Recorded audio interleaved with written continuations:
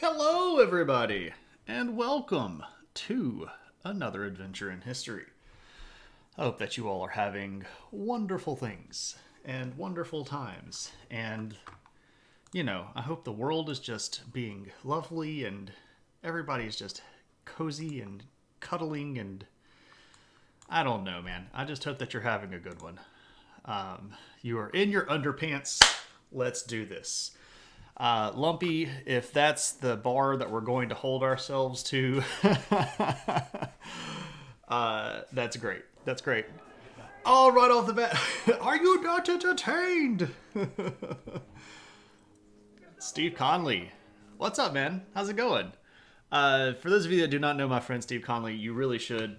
Steve is a great artist, a delightful human being, the kindest Steve that I know, and I know many. And this guy, let me tell you,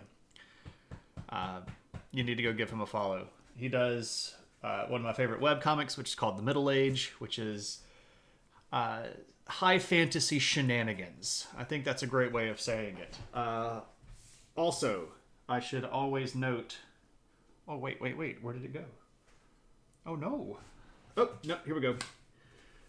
This raid brought to you by My Prancing Pony. My Prancing Pony, where alcohol is magic. Steve is just a great dude. That's a great dude. So let me say hello to everybody, and then I'll introduce myself. Tropical, how's it going? Schmonite, hello. Lumpy, good to see you, my friend. Steve, thanks again for the raid coming in. Hello, everybody from Steve's raid. I was just in there just a minute ago. Foggage exists. This is good. You expect to continue to exist. This is also good. Xantilius, hello. You just started and we raided in. Are we stalking now? Maybe there could be a bit of light, benevolent stalking. So if you don't know who I am, hello, my name is Shane. I teach history and sociology at college. And the stream here is called Adventures in History. And what we do is we talk history stuff. And tonight we are doing a viewer request stream. So, bum ba dum, dun dun dun dun dun dun dun dun. Lightning strike. Thank you so much for that follow. I have no idea why all of my stuff is going crazy and playing multiple alerts, but multiple alerts are worthwhile, right? At least we get to hear cool stuff twice. Something to do with Streamlabs and them having a mild stroke. I don't know what's going on with Streamlabs. I can't figure it out. So, as I was saying, on the stream, we talk history. We have a good time. We try to teach history in a way that is not like you've had a history class in the past.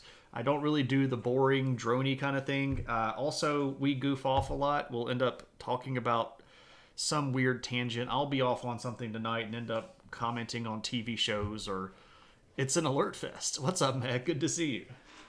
Hey, you're already doing that thing where you're sitting right behind me and licking yourself really loudly. That's annoying. The puppy has joined us. Do you all want to see the puppy? Come here. Come and see me. Yes, come and see me. Come here. Come here. You big baby. What are you doing? Come here. Come here. Oh, yes, there's the puppy. The queen of the stream. Oh, yes, you are just so special. Oh, I see you. Hello. Hello. Oh, I know. I know it. You're just so important. You have to meet your followers. They're here to see you. They're not here to see me. They just love the puppy. And the occasional puppy appearance. You are so rotten. You are shedding so badly. You are literally a pig pen right now. You have a visible aura of hair just flying around you. Oh my gosh, that dog. And then she leaves. She makes her appearance on stream and then exits stage right. Right? Green Herring. I'm Spartacus. And now the alerts are playing literally on top of each other, so I have no idea what's going on. Maybe eventually we'll just get one really loud one as the two combine, or like some sort of odd eclipse motion where we're almost lining up, and eventually we're just going to have one really loud alert. Green Herring, thank you so much for that subscription, my friend. I greatly appreciate it.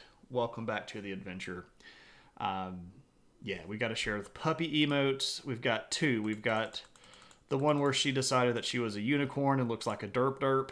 And then we've got the good old puppy head pat. Yeah.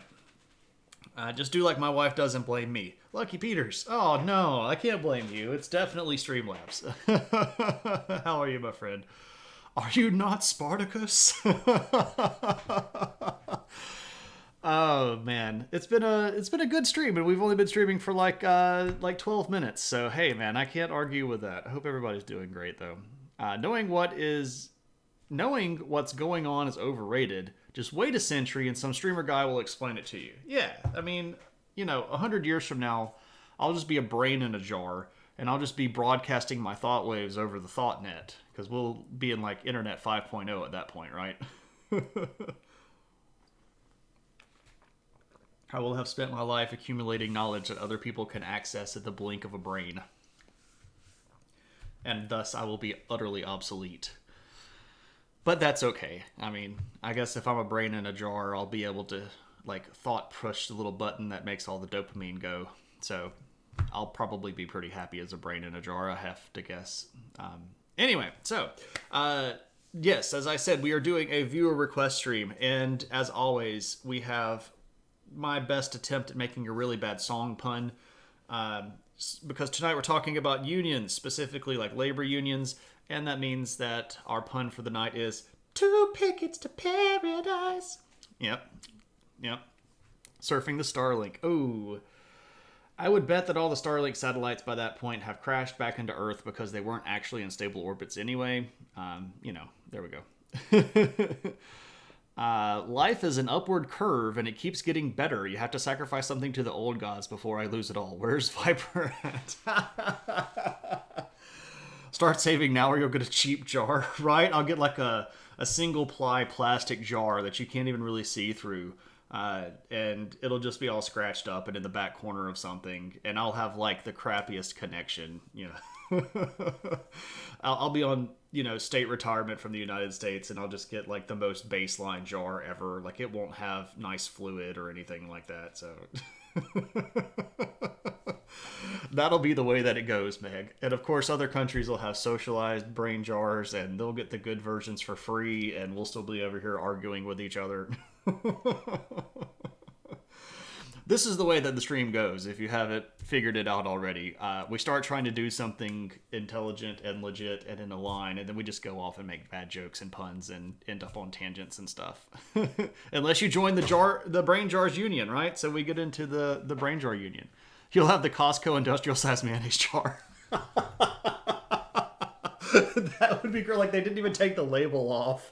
It's just my brain in a giant mayonnaise jar. That's somehow so fitting and so perfect, because I don't even really like mayonnaise. That would just be like the coup de grace. They extract my brain from its frail and decaying brain case, and they put my brain in a mayonnaise jar. How perfect is that? Like, you can't write better stories than that. Trying to get us back on track. I appreciate you, Meg, trying to bend us back in the realm. And that's okay. We'll have fun. We'll chase all the tangents down, and we'll do all the rabbits and all that fun stuff. We'll have a good old time tonight. So, we're talking again about labor unions, and this is again a viewer request stream. This was one that was purchased. Coup de jar, indeed. They will run out of jars for me and only have a blender. Oh no! Oh no! You don't understand your title. It's a bit of a joke, Mr. Handsomes. So tonight we're talking about the history of labor unions in America. And I always try to make a bad pun as the unofficial title. So there's a song called Two Tickets to Paradise by Eddie Money, I believe. And one of the things that labor unions very frequently do is go on strike or picket. That's where you carry the sign around. So I took picket and then just replaced picket for ticket, and there's the bad pun. As one of my favorite comedians would say, I'm against picketing, I just don't know how to show it. which is kind of funny. That's a Mitch Hedberg original, by the way. I can't claim that. Maybe the cactus was the sacrifice to the old gods. Maybe they were blighting you, and they just missed you and slightly, the blight, instead of hitting you, just hit the cactus. Maybe so. Anyway, where do unions start? Because we didn't really have unions when our country first started, right?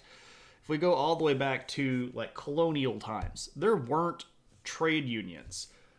What we had was this weird, like, British common law leftover thing that was pretty common in most of Europe as well, where you had trade guilds. And the guild basically made sure that whomever was doing stuff was up to the level of skill that they needed to be. So you started off as an apprentice, and then after a while you did what's called journeyman status, where you would move around and try to work with other people and try to perfect your craft. And at the end of that, you would create your masterpiece. And your masterpiece is what got you master status. So that's where the word masterpiece actually comes from. It's this thing that you're going to create with your skill that's going to show that you have the level that is needed to be considered a master craftsman. So if you are a blacksmith, you might go make some fancy thing or some, whatever. But this particular thing that you're going to do is supposed to show that you have the master level material. So you could not become a master craftsman unless the guild in your area gave you the thumbs up. And if you set up shop and started trying to portray yourself as a master, the guild would not associate with you or give you the thumbs up of approval unless you were actually a master. And in many cases, they would actually run you out of town if you did not have some sort of proof that you had obtained master status. Now, this is a long time ago, right? This is back in like the 1600s, 1700s. But what this means is we have a very clear two-tier system of labor. You have skilled labor and unskilled labor. And the skilled labor are the people that are going to be in a guild. These are people that have specific types of skills that are going to take years to perfect. And then you have just what you might call unskilled labor, or just doing whatever it is. These are jobs that you could basically show up to, very little to no training, and just step right into. So this is stuff like, I'm going to go be a field hand. Okay, cool. You don't really need a lot of training to do that. Go pick up a pitchfork and start baling hay. That kind of stuff, right? But what happens here in the early period of time, especially in the post-Revolutionary War period, when America becomes an actual country. So this is, post-1776, war ends in 1783. So this late 1700s and early 1800s, what you're going to end up with is a big influx of semi-skilled labor. Now, where does this come from? Particularly here, Northern Europe. So people that are going to be in England, Ireland, or Northern Europe, so like France, northern part of Germany, these regions are going to have a lot of people that were at that journeyman level. But because the cities over here were getting into the earliest parts of the Industrial Revolution and the cities were overcrowded, it was very difficult for a person to obtain master status because there were too many masters already, and the guilds were being a little bit self-preservational, and they weren't giving people master status. So what do these journeymen do? Or they were skilled and wouldn't sleep with the guild master. There you go. Liam Neeson voice. I have a particular set of skills, right? That kind of stuff. So where do all of these journeymen go? Well, guess where they go? They go to America. And this influx of semi-skilled labor is going to dramatically change the way that businesses and skilled laborers are going to work in the country, because this is the first time in the continental history that skilled craftspeople are going to be outnumbered by semi-skilled craftspeople, right? So there are going to be more journeymen than there are masters.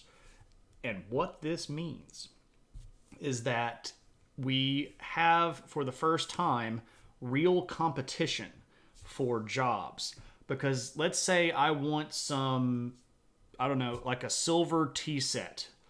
And I don't need a fancy silver tea set. I just need something that's silver that is going to make my in-laws shut the heck up because they don't have a silver tea set.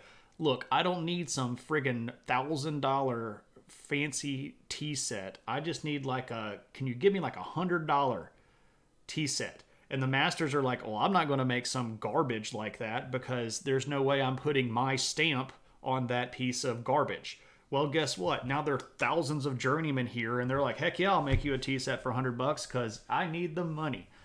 And what happens here is that when these people from Europe come over and they're bringing their semi-skilled labor with them, they're able to demand better prices. They're going to be able to sort of start pulling down the old guard, because you know what? If that big fancy thing up there costs $1,000 and you don't want to pay $1,000, maybe I'll charge you $200 instead of $1,000. And what we end up here is that when the masters start getting outrun, they actually start losing money, because the high-end stuff that they're producing is still not going to be in the range of a lot of people, whereas the sort of mid and low-range stuff that people are much more able to buy starts taking over the market. Now, this is where we're going to start seeing our first collective strikes in the United States. And they're not really going to be big, right? They're going to be small, and they're going to be very regional, right? So maybe a city in this area. But, who knows? And if we look at the early 1800s, especially, when these people start going on strike, the governments, the local governments tend to be very negative about this. They look at this as a disruption of commerce. There are these people that are being problematic, right? So how do we handle this? Well, a lot of the early strikes got charged under existing laws for things like collusion, things like racketeering, and things like price fixing. So earliest organized trade unions were already running afoul of the law, because when the fishermen all go on strike because you're not paying them enough, that's seen as damaging to the city's food supply, and this is a racket of fishermen that is clearly holding the people hostage. So they're breaking the law, and this is going to be really problematic in the early 1800s, and it's going to take all the way up till 1842 for a particular thing to change. So in 1842, there is a Massachusetts state Supreme Court decision in the case of the Commonwealth versus Hunt. And the particular situation here gets kind of involved, and we don't necessarily have to go into all the details. But basically here, a organizer, Hunt, had organized a group of people into what was sort of a proto-union. It was very, very local, very regionalized, and confined to one particular set of job skills. And when they went on strike, the local government brought charges against them. And this gets all the way up to the government of Massachusetts bringing charges against these people. And in this particular decision, the Supreme Court of Massachusetts said, no, it's okay for them to do this. They're not actually acting in a criminal way. What they're doing is they're leveraging their actual economic power as a way to gain access to better and more profitable markets. My nose is itching like furiously right now. So what do you do with that? Well, when one state decided at that point that unions were legal, a lot of other states sort of watched this. Now, why Massachusetts, and why was it such a big deal? If we go back to 1842, let's remember, and if we zoom in here, Massachusetts is not a big state. This is it right here. But it was a very important state. It was one of the first states, right? This is where Plymouth Bay Colony was. This is where Boston is. This is where a lot of the founding fathers lived, right? This was a very big and a very important state. This is where all the Puritans were, and the Puritans had sort of dominated the political world of the early colonial lifestyle. So there were a lot of people that were still looking at Massachusetts as sort of an idea leader. So when their Supreme Court said unions are okay, a lot of other states either dropped cases that they had that were existing or basically just decided to adopt that particular standard as the way that they were going to look at the situation as well.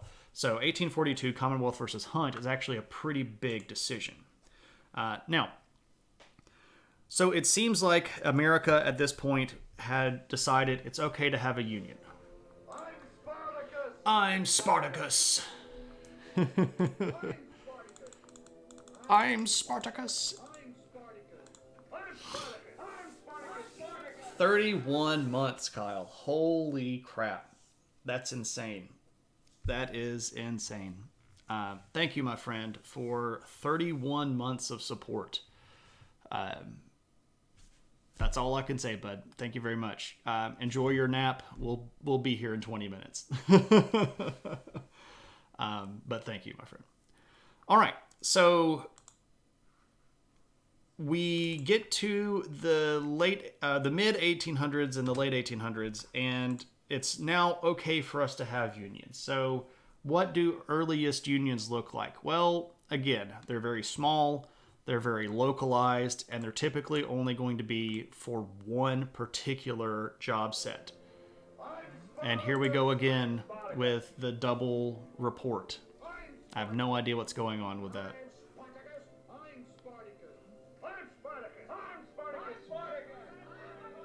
It's kind of annoying, though, isn't it? I don't know. It might not be so bad. Anyway. I lost my train of thought. Just utterly like... Unions. They're okay. Small. Regional. One job. So, like, you have local shoe workers unions that are basically at this one shop that makes shoes. Or you will have local telegraph operator unions. So people in, Boston, Massachusetts might have a Boston telegrapher unions. And these are very small, very, very small. So would the primary union membership have consisted of master craftsmen? No, not at this point. The concept of master craftsmen by this point had effectively died. It had been inundated by the influx of labor in the late 1700s and very early 1800s. There were still some people holding to the guilds, but most people had effectively abandoned that. And at that point, hand-wrought masterpiece items of master craftsmen would have been really only for the highest and most elite of customers. The unions would have been much more along the lines of your average, everyday, day-to-day worker. Also, during this early 1800s period of time, we're starting to see the very earliest versions of automation. So you're starting to see like auto looms, maybe. These are, steam-powered looms that can make a whole bunch of fabric really, really fast. So you might start seeing some factories. So the average amount of skill that is required to have a job that could pay you enough to support a family is starting to drop. There are still skilled craftspeople out there, and the people that did that are going to start forming unions. But there's an interesting thing here. There is going to be a divide fairly early on between crafts unions and labor unions, industrial labor unions. So what does that mean? Well, over here, I'm making something. And if I'm making it and producing it and then selling it, that's one thing. And if what I'm offering over here is either just pure labor or ideological, that is a different sort of an arrangement, right? So if I'm selling my labor as a farm worker or a conductor on a train, I'm going to be over here in the labor union. But if I'm working at a garment factory and I'm running a sewing machine and I'm making something, that's over here in a craft union. And there are some differences between those. And mostly they're going to sort of stay in their own little lanes for a little while. But we'll talk about that a little bit more in just a bit. Now, there is a pretty important thing that happens in the mid to late 1800s, and that is a whole ton of immigration. There are millions of people that come to America from across the world. What up, JMR? Good to see you, my friend. So you've got 10 million European immigrants. You've got 91,000 from Latin and South America. You've got almost 900,000 coming from Canada. You've got, over here, 243,000 Asian immigrants coming over to America. So what we start seeing in the mid and late 1800s especially is a big influx of labor. Now, what does this do to the early emerging markets? Well, it changes things, because a lot of the stuff that these Europeans are bringing over are not ideas that had really had a lot of traction in America yet. Things like socialism, things like communism. These are starting to be introduced now in the mid to late 1800s in America. And these are ideas that are not necessarily immediately welcomed in the largely Protestant, largely capitalist states that we have. Now, this is also going to coincide with the Industrial Revolution. When the Industrial Revolution hits, this is the end of basically all master craftsmen. If there are people that still do this, there are so few that they don't really have an impact in the market anymore. This is going to also bring about a dramatic shift in population towards cities. We know about the Industrial Revolution, or at least I hope so.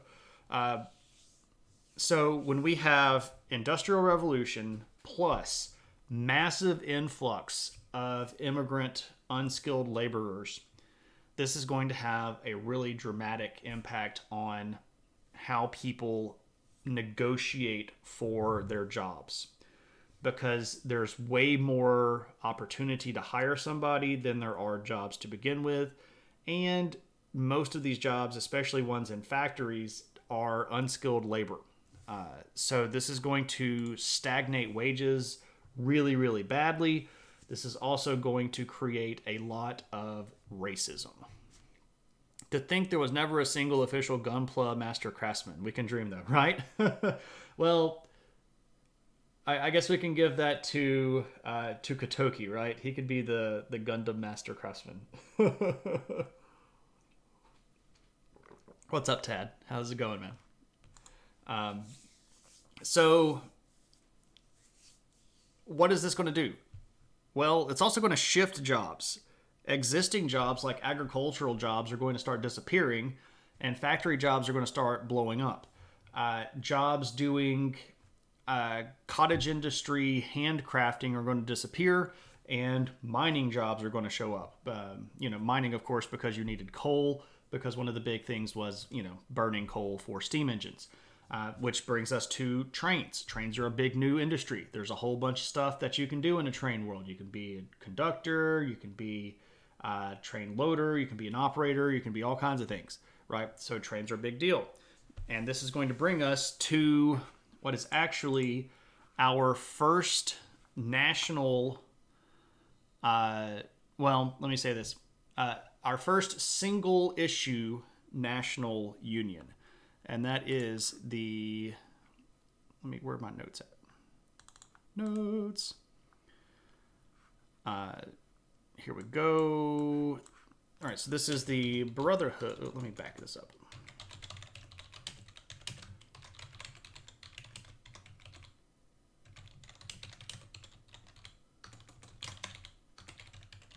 And it put all of that on one line, didn't it? Yeah, of course it did. Let's spread that out. So, the Brotherhood of Locomotive Engineers and Trainmen. Woo! Yeah. This is roughly reconstructive era. Well, this actually is in 1863, so we're not to Reconstruction yet. Well, I guess it decides on when you decide or when you think Reconstruction began. By this point, the North controlled a lot of the South, so some people say Reconstruction was already going on, but that's a different story for another stream that we've already done.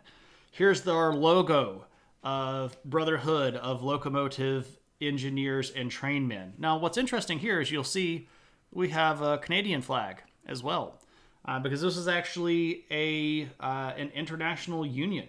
A lot of the train lines ran from the United States up into Canada, and they said, "Hey, you can join up in too." So 1863 is actually during the Civil War. The Civil War ran from 61 to 65. So here's our logo. Woo! So this is a single issue. So basically people that work on trains, but it is across the country. And this is a pretty big deal because what this is going to show is we've got some bargaining power. Now, why was this particular thing the first one? That's a good question here. Now, if we look at how a union operates, we're using collective bargaining power, where all of our people are going to sort of stick together, and we're going to say we're going to negotiate with our bosses or the administration or whomever to get better working conditions, better pay, more whatever we need. And it's fair to note that during this time period, one of the reasons why trains were probably the first group to organize is because most of these big train companies were either owned by single individuals or very small boards of very, very rich individuals, right? So like your Union Pacific Railway. The Union Pacific owned double-digit percentages of all of the train lines in the United States. They were massive, but they were not what you would call a easily applicable publicly traded company. You could maybe buy some stock from somebody if you bought it from them directly, but they were a pretty tight-knit group, and they were run by a few people that had a whole bunch of money, and they could sort of do whatever they wanted to. Also, if we're looking at these new immigrants, especially immigrants from Ireland and immigrants from China, one of the first places that they're going to be sent are out into the rail lines, because these were very grueling jobs and they were not ones that had long life expectancies and they didn't pay very well. So what happens, especially in rail lines, is you have this big influx of immigrants, and they are going to start pushing against the jobs that are being held by white people, because a train baron doesn't really care who's digging the cut as long as the rail lines go down on time, right? Yes, which leads to robber barons. Exactly, Schmonite, right? So this is a system that's bound for corruption and abuse of human rights. And it should be noted here that the Brotherhood of Locomotive Engineers and Trainmen was a bunch of white people. This was not an inclusive union. Now, this is a symptom of the times pretty clearly. We can't excuse racism whenever it happened, but this is because they were particularly unionizing in an attempt to make sure that they got paid when all of these immigrant people were coming in and taking all of their jobs. What up, Cave? Good to see you. So it's an interesting period of time here. To compound this issue, there's not really a government oversight board at this point. Nobody's really watching these businesses. A lot of the government agencies that exist right now, like OSHA, OSHA didn't exist until the 1970s. So that's over 100 years later than what we're looking at right now. There's not even, this is before you even have stuff like the Antitrust Act. So you don't have anything that's really protecting the average worker at a job. So this is kind of like runaway capitalism. And this is another reason why you see these unions pop up. Now,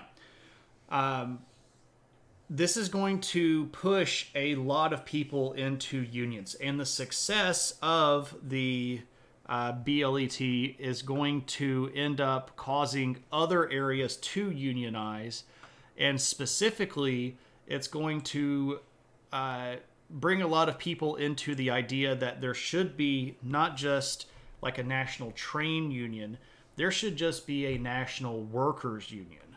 And this is a different idea here. So this is not just like everybody that works in one industry is going to band together.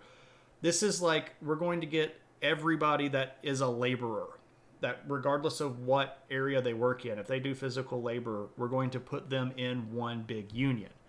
And that's a different beast and a different idea. And this is going to bring us our first actual broad-based union, which is called just the National Labor Union. And we're not quite to calling them communists yet, but they do definitely get called communists a lot. We'll talk about how much they get called communist, because again, it's a lot. The National Labor Union, so the NLU, this is the first national union for all laborers that fit into any particular area. It's a multiple typed worker union, and it's formed in 1866. It's not communism at all. No, well, I mean, okay, so maybe it's like small c collectivism, which can be called communism, but it's not big C communism like Marxist stuff. But there's, oh man, this gets so tricky. I get where you're coming from, and I'm like, I think Marx was an okay dude that had a pretty good bunch of ideas, except in that they won't pan out over long times. I get what you're saying. This is a collective action, collective bargaining. Now, the National Labor Union, once again, is going to exclude black people.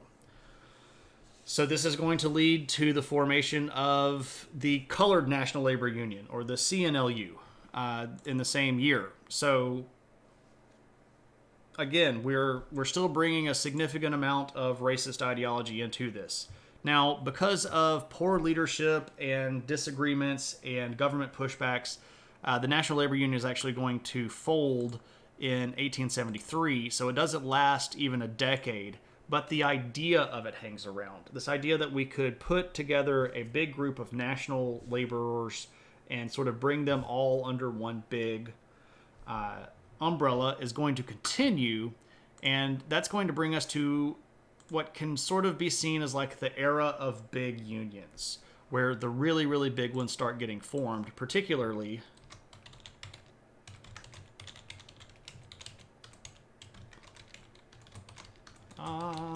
the American Federation of Labor, or this is the AFL. Now, this is still around today. If you know what the AFL-CIO is, we'll talk about when they merge later on. The AFL is a particular labor union. It's going to be very, very, very successful. Now, I'm pro-union as well, as long as the union is actually acting in the benefit of the workers and not just the benefit of the people that run the union. There are unions in America that are super toxic and exist only to keep themselves in power. And in that point, I think that they should basically be forcibly taken apart.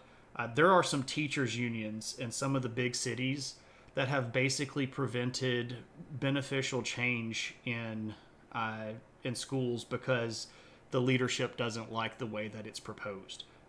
There are things that we could do to fix educational issues in America, and some of the biggest people standing in the way of those are some teachers' unions. Not all teachers' unions. Some teachers' unions are amazing and do really, really well and stick up for their people and do what they're supposed to do, which is protect their workers. Other ones have decided that they are going to be much more political, and basically some of these big unions, like the teachers union in New York, is hella toxic. Just to be straight up, they're so corrupt, it's messy. But if a union exists to protect the rights of its people, ensure fair and safe working conditions, ensure fair compensatory rates of pay for their people, and make sure that their workers are not being taken advantage of, and that's their goal and their job, and they do it, I am 100%, 150% behind that idea. It's just when unions start being basically they exist to perpetuate their own selves. That's when things get messed up. Corruption and poor execution are a separate concept. I agree with you, Meg. Okay, so would the organization / function of these unions be similar to today's unions? Yeah, pretty much. But a little bit different too. Kelly Hallett, how did Scott Walker just get to pull the plug on all the unions in Wisconsin? We'll talk about the laws that allow that to happen. There's a particular big set of laws that get pushed through that are really, really messy. And we'll talk about those in a little bit. So let me show you this right here. So this is AF of L, so American Federation of Labor. Labor vincit omnia, so this is labor conquers all here in Latin. But what's important here, all goods bearing this label are guaranteed union made. Now, that's important because when the AFL started, one of the things that they did was start offering this particular label to goods that were being, made with labor from people that were part of their union. And when you saw this label, you would know that the business in question was doing what they could to help their workers out. And in a lot of situations, that was seen as a sort of requirement. A lot of people looked at goods and they looked for labels like this to see if this was a union-approved good. And this was a lot of power back in the days. The late 1800s, especially in the early 1900s especially, there were a lot of people that made a lot of buying choices based on whether or not the goods were made under a union house. So this was something that a lot of businesses wanted, right? If you can show I'm taking care of my workers, I'm doing a good thing, there we go. Walker just got rid of all collective bargaining, and it was like, you can just do that, and it worked. Kind of a... well, it's a right to work thing, and it's... the way that you get rid of that, we're getting there. And if it doesn't work if you get it out of order. We're getting there, Kelly. I understand that's a crappy thing to do, and I don't particularly care for Scott Walker. And it wasn't just Reagan, Brittany. Did union members have to pay dues? At this point, yes. They were paying dues. Some of them were very, very cheap. Some of them were kind of expensive. Some of them were required, and some of them weren't. So this is an early form of a fair trade label. Very similar. Very similar. So, AFL, pretty big. Lots of things going on here, though, because we're in the Industrial Revolution. Stuff is happening. Things are changing. What does the AFL do, though? The AFL does a lot of stuff.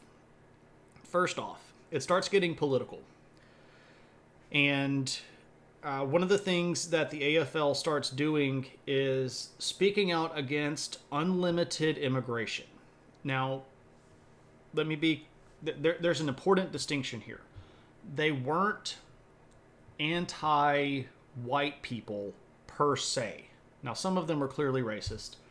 But the leadership of the AFL wasn't necessarily against non-white people. What they were against was these massive influxes of immigration from other countries. Because again, when you have big shifts in population, it's going to drive down the individual power of a worker to bargain. and it's going to decrease wages and stuff like that. And so one of the things that the AFL started trying to do was push for immigration quotas, which is actually something that America put into place for a long time. A long time. Basically, the government decided how many people from certain countries got to come here per year. And this was a limit that was set by Congress, and the AFL was completely behind this idea because they did not want unrestricted immigration. And it's not necessarily that they're taking this from a purely racist stance, but what they are doing is they're saying we don't want more workers. We want the number of workers to basically stay fixed so that we can have negotiating power. When you add more workers, it dilutes the power. That's what we're saying. Now, there is a particular guy that is a really, really big dude. His name is Samuel Gompers. Such a horrible last name, right? But he's this guy. So this is Samuel Gompers. Now, who is this dude? Well, he is the founder of the AFL, and he was easily the biggest figure in the AFL. This guy is going to serve as the president of the AFL for more than 20 years. He is going to be key in getting the unions into politics.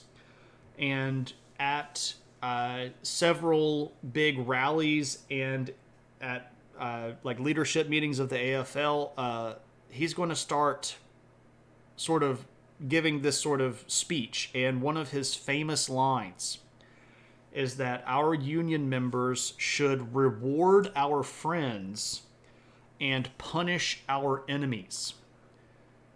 And what he means here is we should vote for the people that are going to be pro-union, and we should not support the people that are going to be anti-union. And this is a very clear political statement. And this is going to be one of the first times where you start seeing the leadership of a union really start having sway on politics. So much so that this is even going to be something that presidential candidates begin to sort of seek after. So if you've ever wondered why in American politics today, we go get endorsements by this group or that group, and one of the things that everybody goes after are the unions. Even though the unions in America today are typically very, very weak compared to their status in history, it's still seen as sort of a traditional thing to do, a necessary thing to do. Because at this point in time, if you didn't have unions on your side, you could kind of hang stuff up, right? Are you sure he didn't mean storm the Capitol building? No. Gompers was very much of the idea that actual democracy should happen, and that when actual votes happen and everybody gets an opportunity to challenge those in court, and when 60-plus lawsuits provide no substantive, actionable proof that shows voter fraud or collusion, and when individual states, including states run by Republicans, certify the vote, and then even after that, when Republican-led groups go back and do recounts and find more votes for Biden instead of magical votes for Trump appearing, that you have to accept the fact that the vote was fair, when your own, system of oversight declares the particular voting in 2020 to be, the most secure ones that's ever happened, when your own Department of Justice head, who was super bootlicky and a horrible attorney general, actually says that there was no proof, when it would very much benefit him for there to be proof. And even when your own family members admit that you lost the election, you should probably admit that you lost the election. And Gompers would not have been a big fan of storming the Capitol in a temper tantrum and killing people. So, no, he did not mean storm the Capitol. But he did mean flood the ballot box with votes for the people that we tell you to vote for. And that's a big deal because unions are going to start getting political. Now, by the time we get to the early 1900s, we have hit something called the Great Migration. Now, what is the Great Migration? Specifically here, This is going to be a movement of African American populations out of the South. Now, why the early 1900s? Okay, so this goes a little bit with Reconstruction discussion that we have. But basically, what happened here is we had the Civil War. It ends in 65. We have the 13th, 14th, and 15th Amendment, which were supposed to make sure that everybody that was born in the United States was not a slave and got to be, able to vote and all this stuff. And it didn't actually happen. There was one big round under Reconstruction where black votes went through the roof, and they elected first black representatives, first black senators, etc. And then white people in the South got very upset and decided that black people couldn't vote again. And what ends up happening is the rise of Jim Crow segregation. And a lot of the African American populations in the South decided that they were going to leave. So if you look at the period of time between 1910 and 1920, this is basically during World War I period, which happens from 1914 to 1919, you see this dramatic shift of especially African American people from the South into big cities of the North. And you can look right here, like you've got about 44,000 black people in Chicago in 1910. 10 years later, that's more than doubled to 109. New York has almost doubled. Detroit has, I don't even know how much that is, like 9 times higher.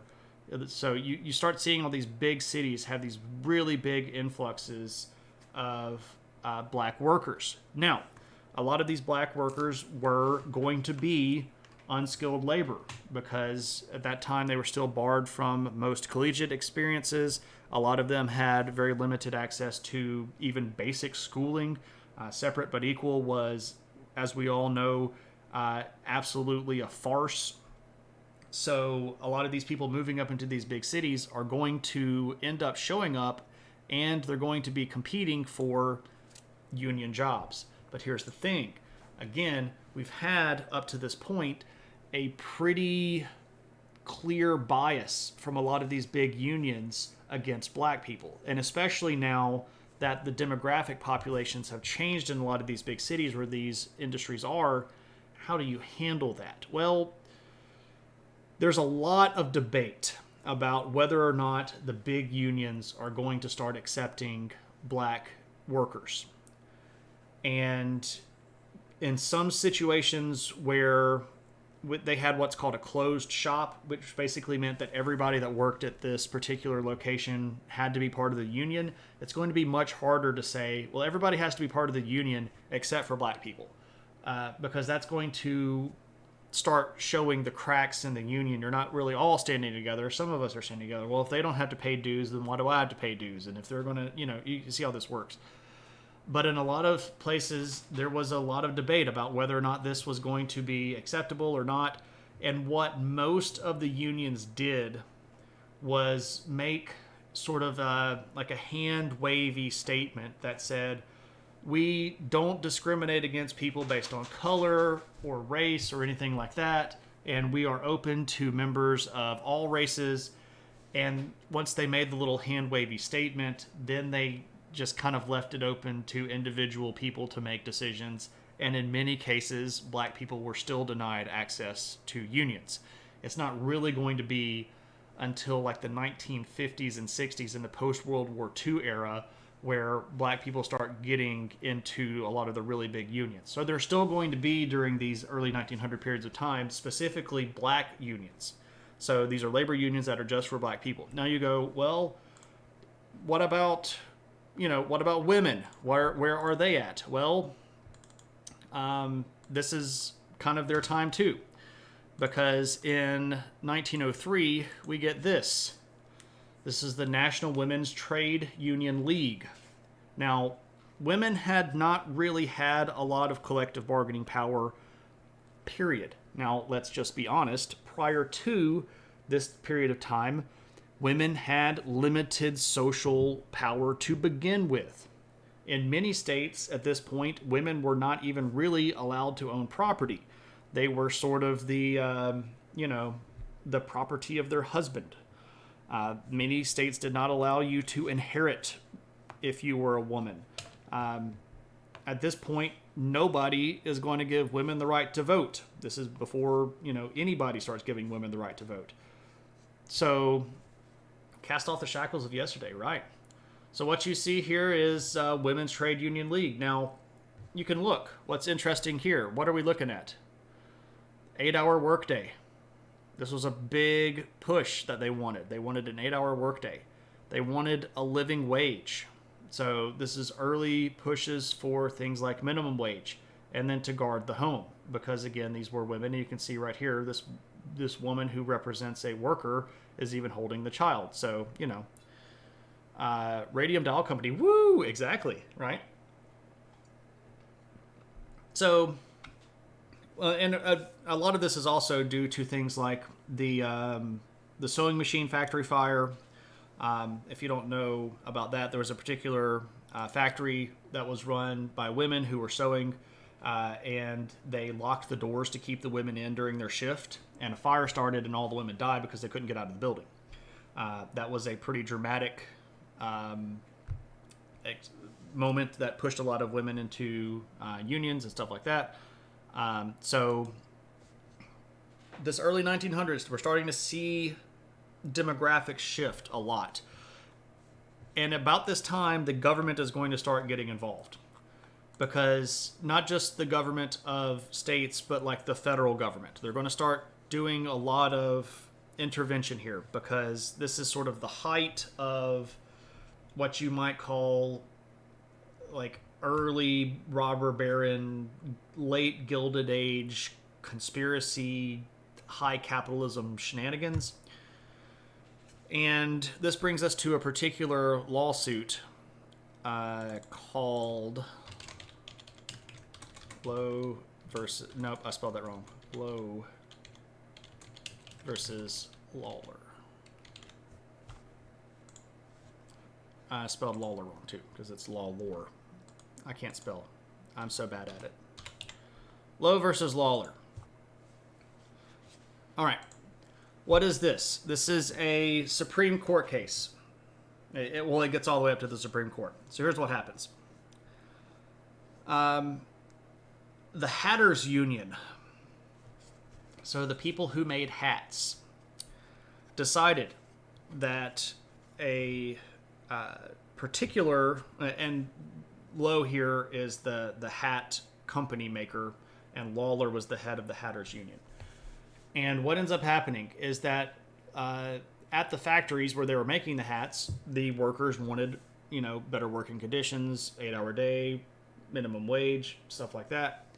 And the company refused to give it to them. So the Hatters Union head, Lawler, basically decided that they were going to do a nationwide boycott of this guy's hats. So they organized a nationwide, a national boycott of every hat made by this particular company. And it cost this guy a ton of money, hundreds of thousands of dollars. And let's remember that hundreds of thousands of dollars in 1908 is like, probably millions of dollars today. This is a lot of money that they lost because of this national boycott. And so they sued the union. And this gets all the way to the Supreme Court. And the Supreme Court at this point decides, you know what? I think that this is actually conspiracy, and this is collusion, and they held the union liable for all of the damages of the business that was lost by Lowe. Now, this is a big setback, because when the Supreme Court decides that national boycotts that are organized by labor union leaders are actually unconstitutional, now everybody has to decide whether or not they can do those. Now, one of the ways that they had attacked the unions was by saying that the union was actually a business, and because they were a national hatters business, they had effectively created an unfair monopoly over workers for the hat industry. And I know that's sort of like a backwards argument, but if you really think about it, what we're doing here is we're saying that if anybody in the country wants to open up a business doing this thing, well, all of the people that work in this particular field are members of our union. So if you as an individual want to open a factory doing this, you have to deal with us, and we're the only one. And then you can start seeing how this starts to look like a monopoly, right? Because you sort of had to... It wasn't just opening the business and getting the license for the business and getting the government to say, yes, you are, a limited liability corporation, et cetera, et cetera. Now you have to deal with this other entity who was the only entity there, right? So there's a lot of debate around this time about whether or not a union was liable under existing antitrust laws, because this is the time of Teddy Roosevelt, right?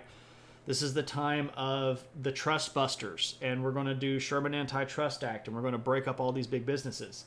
One of the things that gets looked at really heavily is whether or not unions are businesses like this, right? They're selling labor, exactly, right? So how do you handle that? Well, this is where there's going to get... The unions are going to get a bit of a win here, specifically with this guy. So this is Henry De Lamar Clayton Jr.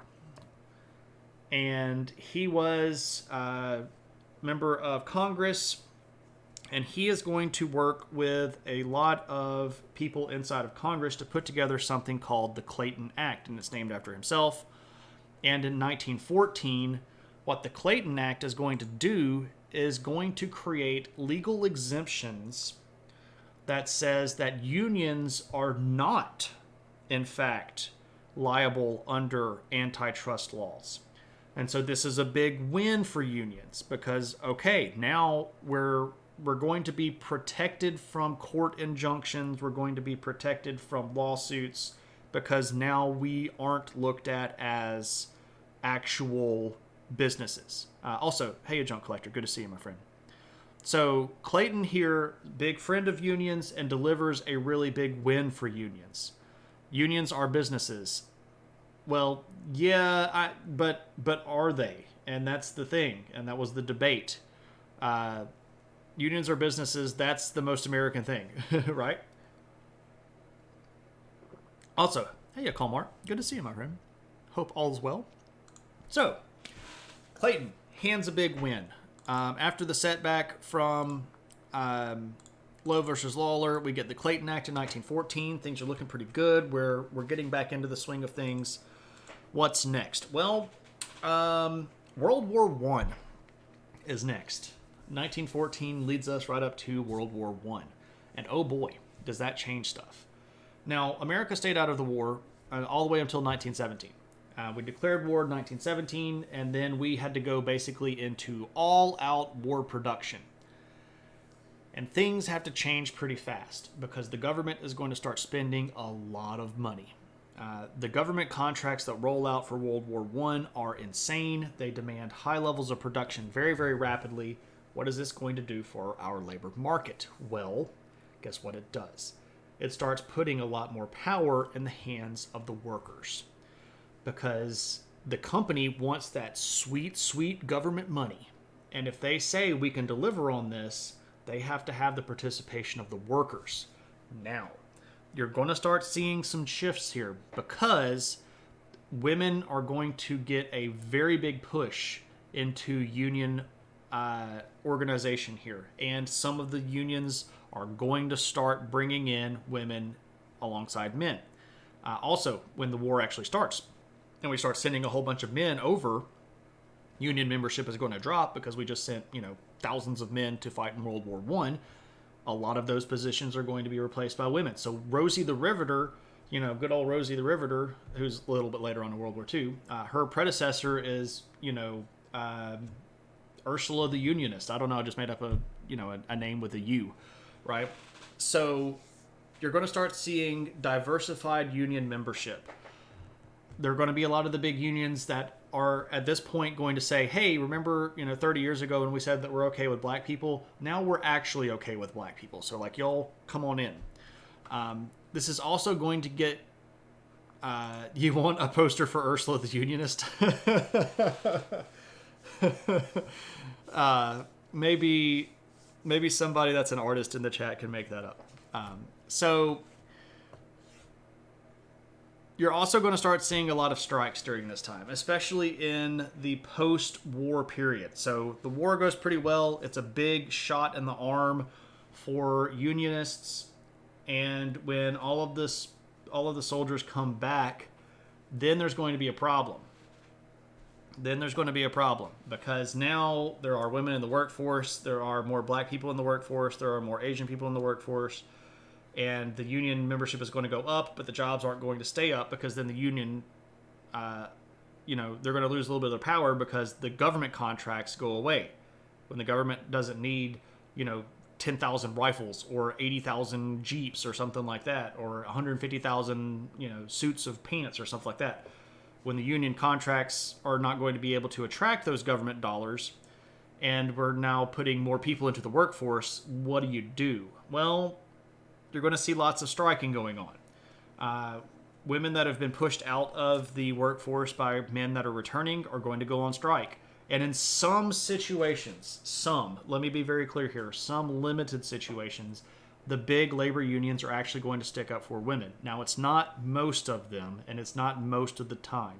In some limited situations, when women get pushed out of jobs by men, they're going to be backed by the labor unions. And in those situations, what almost certainly had happened was that jobs that were previously not union had been filled by men who had gone to war, and then replaced by women who then did unionize, and the men coming back did not want to unionize, so the union protected its members, if that makes any sense, if you followed that logic. That didn't happen in a lot of places, but that did happen in some places. Brittany's like, probably not me. I think it's later, but Cesar Chavez. Yeah. So that's in... that's mostly in the 50s and 60s, but we'll get there too. We've got a lot of stuff to cover, and I don't even know if I'm going to be able to finish all the stuff that I have as it is. So, lots of strikes in the 20s. And this is going to disrupt a lot of production, and this is going to get a lot of problems in the situation. Okay, why am I not typing?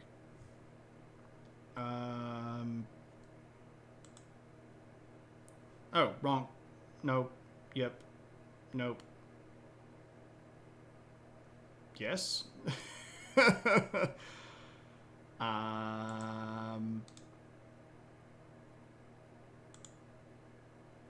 Okay, I don't know what's going on here. OBS is having a freak out. Do that? Does that work? No. You're killing me. You're killing me, OBS. Next episode, the Union Strikes Back. What's going on? No. Hey, there we go. This is the CIO. Woo! Now, in the 30s, I don't know why that's so small. There's a group inside of the American Federation of Labor that's called the Congress of Industrial Organizations. And it originally was the Committee of Industrial Organizations that was inside of the larger AFL. But when the Great Depression really starts up, the CIO is going to split off from the AFL. And there's going to be some pretty bad blood here.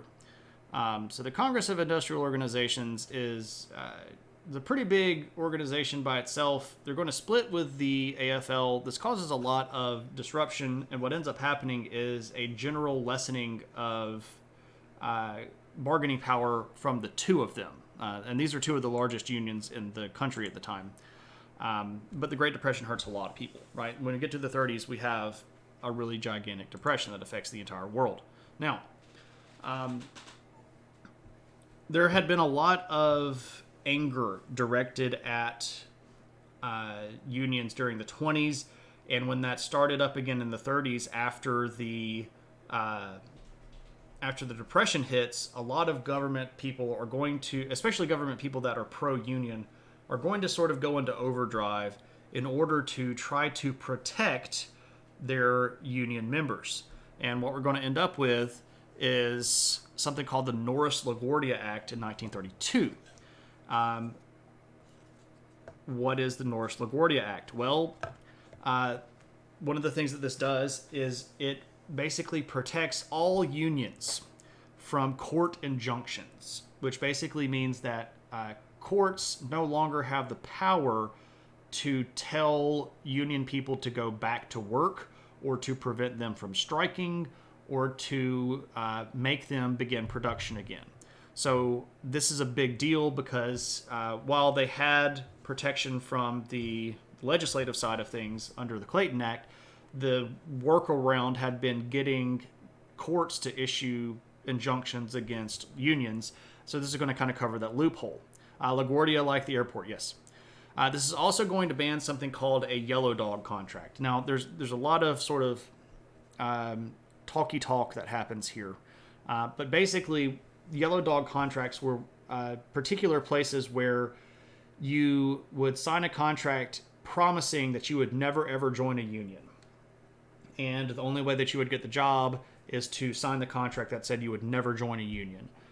So the Norris-LaGuardia Act also bans that from happening.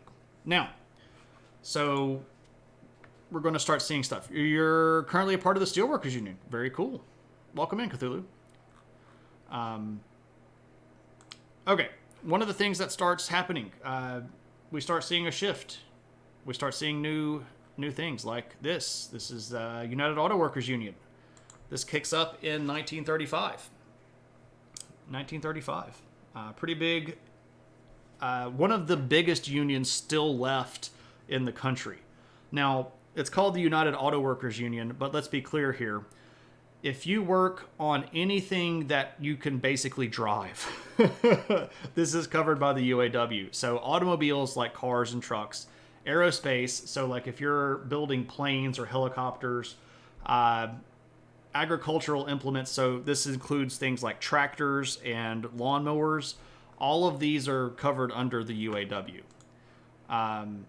The UAW goes anywhere they can wriggle into. That's probably accurate. Call of Cthulhu says, join the union. I would agree they as what?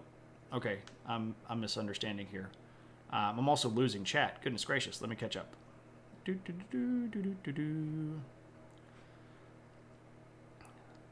More and more unions are pro-company. Ooh, well, that's kind of like not what they're necessarily supposed to be. And your USW union is a subsidiary of the UAW. Yes, because where do all the auto workers get their stuff from? The Steelworkers Union. Boom, ba-da-doom. Grad students in Cali are UAW now. Wow, that's interesting. I did not know that. They also have government employees in the Union of Michigan. Well, there we go. The company I work for makes substrates and filters for vehicles. There you go. It's all in the vertical and horizontal mergers, right? You sort of condense the entire chain of command into one big union, and it gives you more power as a union, right? Because you have more collective bargaining power. So, another thing from 1935, we get this thing called the Wagner Act. The Wagner Act is going to guarantee everybody in the United States the right to join a union. That does not mean that there is a union available to everybody, but that means everybody has the ability to join a union. Now, another thing that ends up happening, and this is a big deal. How do we get out of the Great Depression? Well, we get out of the Great Depression by spending a whole bunch of money on World War II and this thing called the New Deal. This is, of course, under Franklin Delano Roosevelt, and the New Deal is going to be really, really big, right? This is when we're going to start seeing the codification of things that workers' unions have been pushing for decades. 8-hour workday, right? Boom, big deal. Minimum wage, boom, huge deal. Coverage for strikes, huge deal. And when the New Deal puts all of this stuff into writing, the unions are going to spin this as, look at what we did. Look at what we delivered. And in the 30s and 40s, there is a gigantic jump in union membership because things were looking pretty good. The Cali students already got sued by their own union when they striked without permission because they rejected the contract the UAW negotiated after they joined the UAW. Well, there we go. A dozen UAW execs have been convicted of several federal felonies related to the union business. Embezzlement, RICO, yeah, well, there we go. A lot of the same things that had been charged against unions for a long time. Question, when it comes to the act specifically noting Starbucks, where they went to unionize and did unionize and Starbucks closed down these stores, there's nothing that they can do about that. Starbucks is a publicly traded company with a board of directors that can close stuff down whenever they want to. And there's nothing that they can do about that. They could offer those workers jobs at a different store, which I'm sure that they did. And I'm sure that none of those workers were all going to go over to the same store and reform a union, which is what Starbucks was betting on. But there's nothing that they can do about that. The government can't step in there and say, hey, you can't close that chain. All Starbucks would have to say is, we can't operate at a loss and you can't tell us to operate at a loss. And that's the end of the story. There's still a lot of protection for businesses in these situations. So, big jump in membership in the 40s. Now, with this big jump in membership, you're also going to get big jumps of power. And by the time we get to the end of the 40s, oh boy, things had sort of come to a crescendo.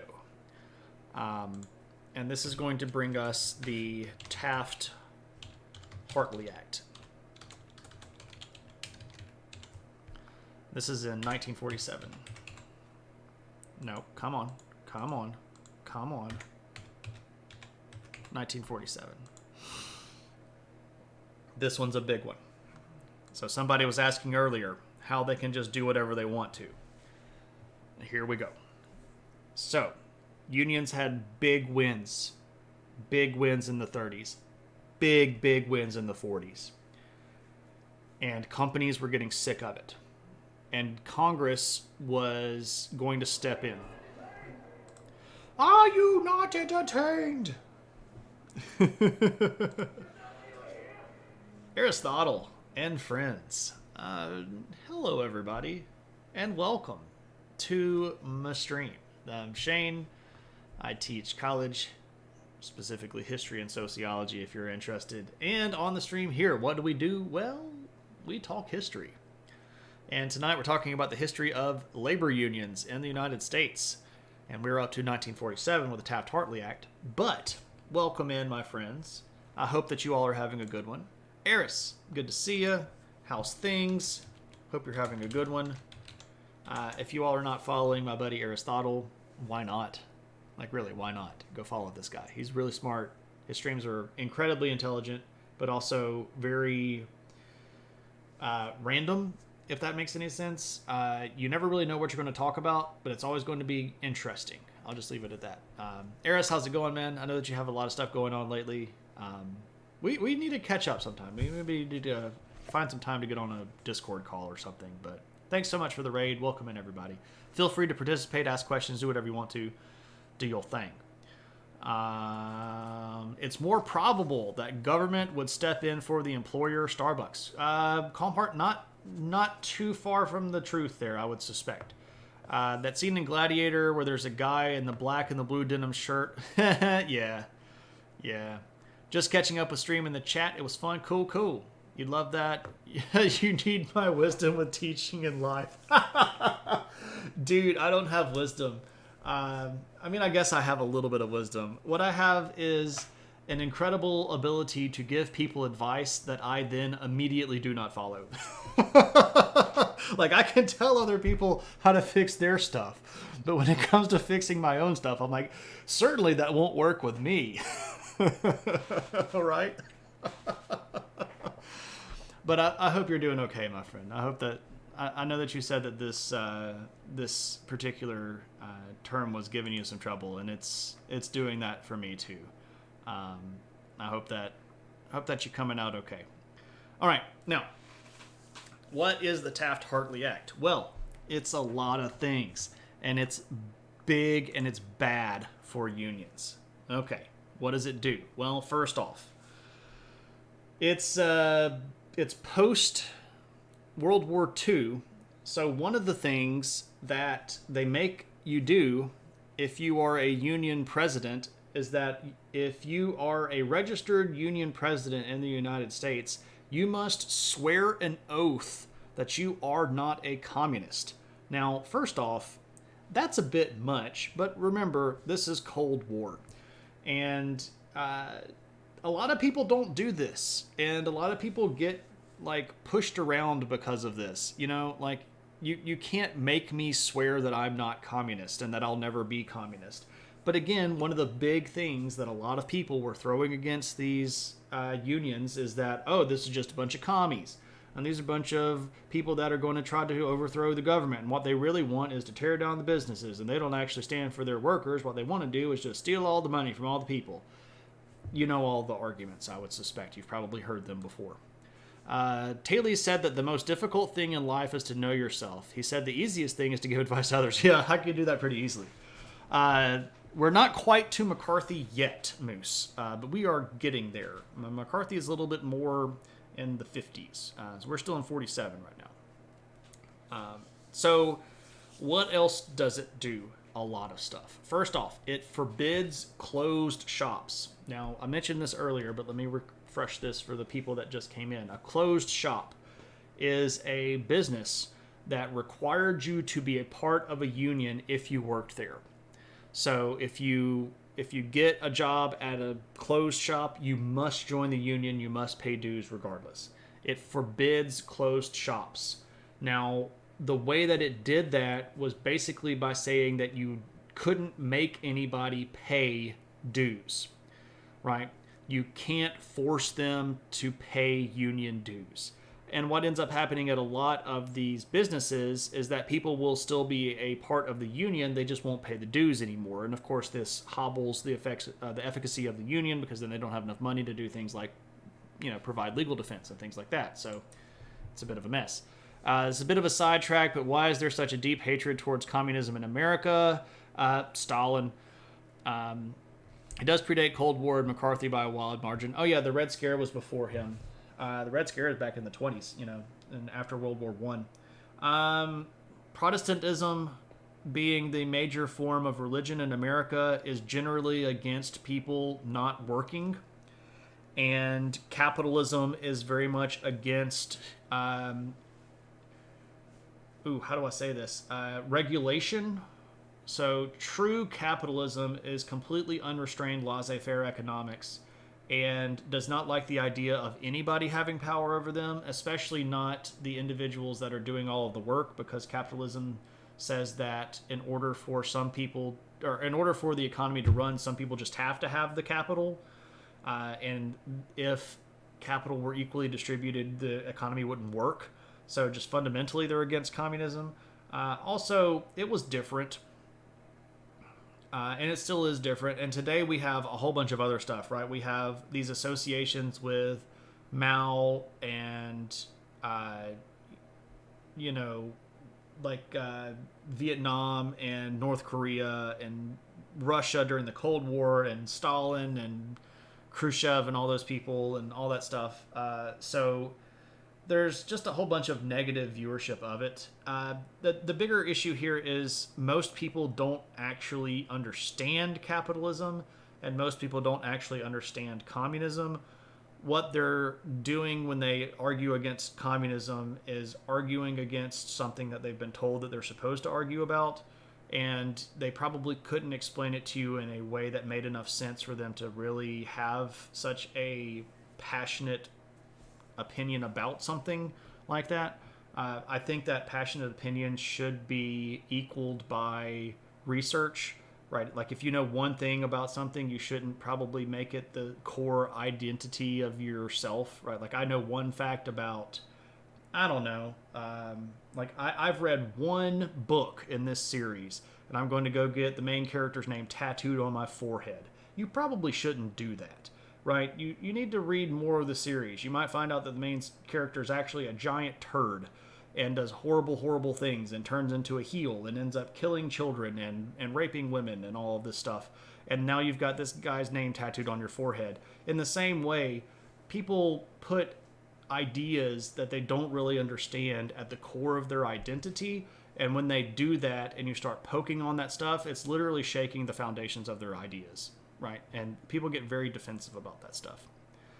Too funny enough, you were talking to your mom just now and asked her what union your grandmother was in. She said she was a Teamster, and she got that whole issue when Jimmy Hoffa took all that union money. Yeah. Not all of the unions are good unions. So there you go. Okay. So you got to swear that you're not a communist. You can't have a closed shop. It bans a lot of versions of strikes and boycotts. For example, a union leader cannot call a strike against a particular politician doing something. So if a politician says, I'm going to introduce a bill, unions can't strike against that. It prevents what's called wildcat striking, where if a union is going to go on strike, the union leadership has to give the okay. You can't just go strike whenever you want to. Like, auto workers in Detroit can't strike without the UAW saying it's okay. There's also a lot of provisions about things like what federal employees can do. And this is going to be important a little bit later on. By this point, federal employees could not participate in a strike. So if you work for the government, you can't strike, which is interesting. Another thing that it does, and this is the big one, and this is what's going to play into Kelly's question earlier about what Scott Walker is doing in Wisconsin. It allows states, and this is the Taft-Hartley Act, it allows states to pass what are called right-to-work laws.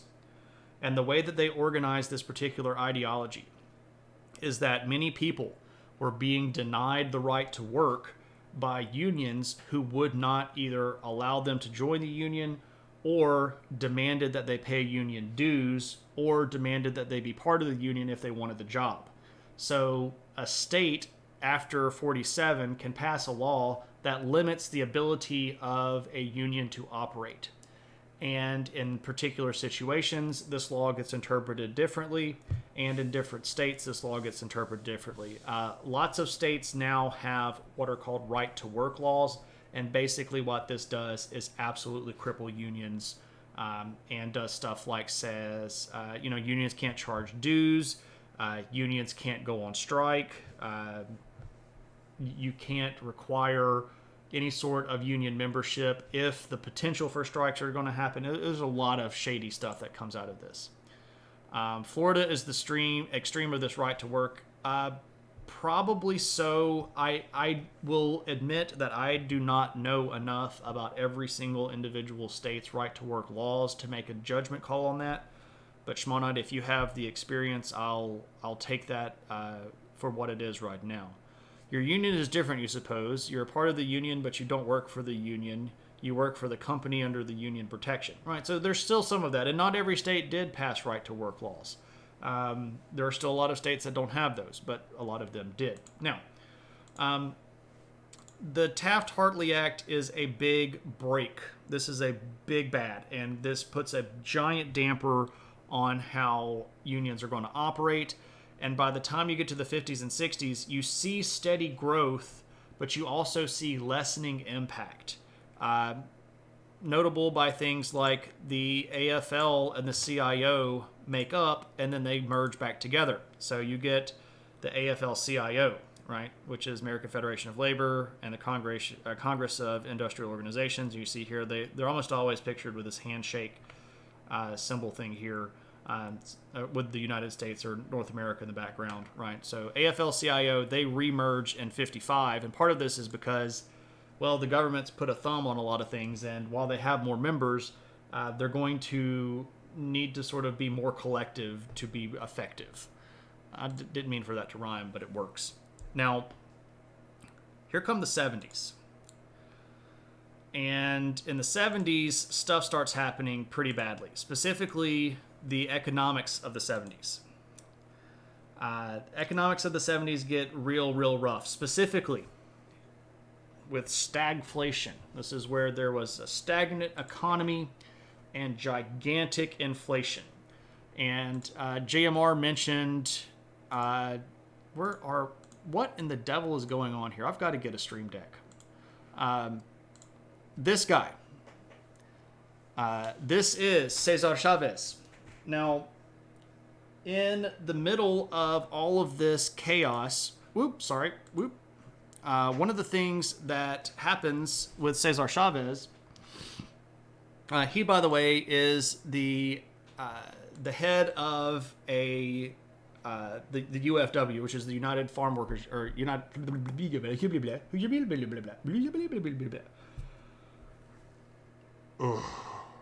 been a long week. It's been a pretty long week, and I need to calm down because I'm like, gotta get through this stuff. I got a little bit of time to get a lot of stuff out of the way. Anyway, UFW, Agricultural Workers Union Committee is part of this. That's with Dolores Huerta. United Farm Workers Union is run by Chavez. During the stagflation thing, one of the things that happens, especially out in the West, our farm workers start to unionize. Now, one of the big things that they're doing during this particular period of time, one of the main reasons why they're becoming a big deal, is because of immigration issues, especially down here in the Southwest, immigration coming out of Latin America and into the Southwest. The farm workers unions in the Southwest were basically getting priced out of existence because companies had basically no money. The economy of the 70s was garbage, and people would hire basically illegal immigrants at slave wages to go out and do farm worker stuff in the Southwest, especially in California. And Cesar Chavez is going to be a big motivating factor in trying to fix a lot of this stuff with the UFW out in California, New Mexico, Arizona, Nevada, Utah, Texas, places like that. Now, what does this do nationally speaking for unions? Well, it helps in some effort for unions to get a little bit of traction here, but there's a lot of kind of pushback against Cesar Chavez, specifically here, because, and this is kind of controversial, and I'll just say it because it's true. One of the things that Chavez was really pushing for was once again, a limit on immigration. Specifically, he was trying to lobby the governments of places like California to pass stricter anti-immigration laws, because what happened was when he led the UFW workers, United Farm Workers, out on a strike, what the farmers in the Southwest would do is just go hire illegal immigrants and pay them, again, basically slave wages. This is going to be kind of problematic, and by the start's kind of in the late 60s, but by the early 70s, when the economy just gets really bad, the UFW is actually going to end up losing a lot of its members, and the 70s are kind of the height of union membership. Like, if you look at the number of people in unions, they're at the height, but at the same time, they're having some of the worst problems that they've ever had. We're judging you harshly, Shane. You know us. I appreciate that, Moose. What's up, Viva? Agni, gosh, Evolve Yourself TV. Okay, anyway. Hey, man, how's it going? I was doing okay. I'm clearly flagging out, running out of steam here. We've got a little bit more to cover, especially kind of the big stuff here at the end. But I'm doing okay. I'm not in a bad mood. I'm mostly frustrated that I'm tripping over my words and I'm not very well organized. But that's more me being me, because I expect like perfection at all times, and then when I don't get there, I beat myself up about it, which I'm not really supposed to do because that triggers my anxiety pretty badly. And you know, you got to be honest about having anxiety issues, because I have anxiety issues, but I'm okay. I'm going to be over it. We'll be good. We'll be good. So that's Cesar Chavez. He's a pretty big deal, by the way. And he's a controversial figure, but he does a lot of good work. He does a lot of good work for people out there. And by the time you get to the late 70s, the UFW under Chavez had unfortunately basically had to shift its whole tactics, and it stopped being about immigration, and it started being a lot more about things like workers' rights, where people were asked to go work, especially the conditions that they were going to work in. One of the big things that Chavez pushed against was how things like pesticides were applied, because a lot of these farm workers were being asked to go out and use all this pesticide, and they weren't being given personal protective gear or stuff like that. And this was causing a whole bunch of health issues in a lot of the workers. So that kind of became the new angle there that they sort of focused on. So that's Cesar Chavez. I know I'm doing okay, but it's like it's not perfection. Not being well organized on a stream about union. I know, Green Herring. It's like it's internally ironic, isn't it? That's because you're being propped up by a union and don't have to do your best work to keep your stream. That's fair. You all continuously showing up does not give me a lot of motivation to make the stream any better. Oh, you all. You dislike school, but you enjoy listening to me. Oh, I mean, I wasn't fishing for compliments there. I was just being honest. One of the things that I'm supposed to be when I'm feeling weird is I'm supposed to be honest and talk about it, because one of the great things about, having lots of situations that you got to deal with is you can convince yourself that you're actually doing okay, right? Like I'm doing fine. I'm doing okay. You're not doing okay. I'm doing fine. I'll be good. Don't worry about me. That's what I'm trying to say here. Anyway, so the 70s, not super great for unions, but doing okay. But what really kills the whole thing, and this is kind of like the death knell, is this guy. Good old Ronald Reagan. Dun, dun, dun, dun. Ronald Reagan. Now, we know him. A lot of us lived through him. Some of us saw him as a cowboy on California's silver screen. What did Ronald Reagan do? Well, here's the deal. Okay, so setting up an ironic twist here. In the 1980 presidential election, Reagan is running against Carter. Carter's a Democrat, Reagan's a Republican. At that point, the Democratic Party was clearly the pro-union party. Now, as what might be an ironic twist here, a particular union called Patco. I'll put them up. Do I have their logo? I don't think I have their logo. I didn't get their logo. I apologize. I should have gotten their logo.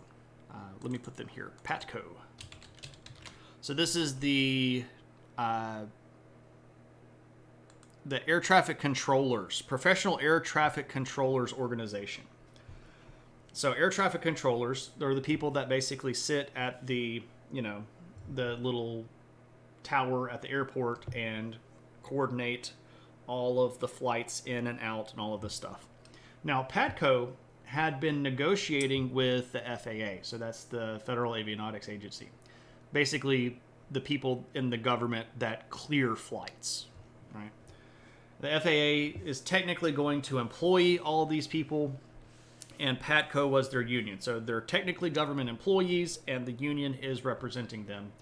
And in this particular situation, one of the things that had been happening was that under the Carter administration, the FAA had been stonewalling a lot of the negotiations. So in what is ultimately going to be, again, an ironic twist, Patco actually endorses Ronald Reagan. Now, this does not have a big impact on the election. Patco is a fairly small agency or small union that had about 14,000 employees. Now, what's important is that those 13 or 14,000 employees ran all of the airports, right? You can't run an airport without an air traffic controller.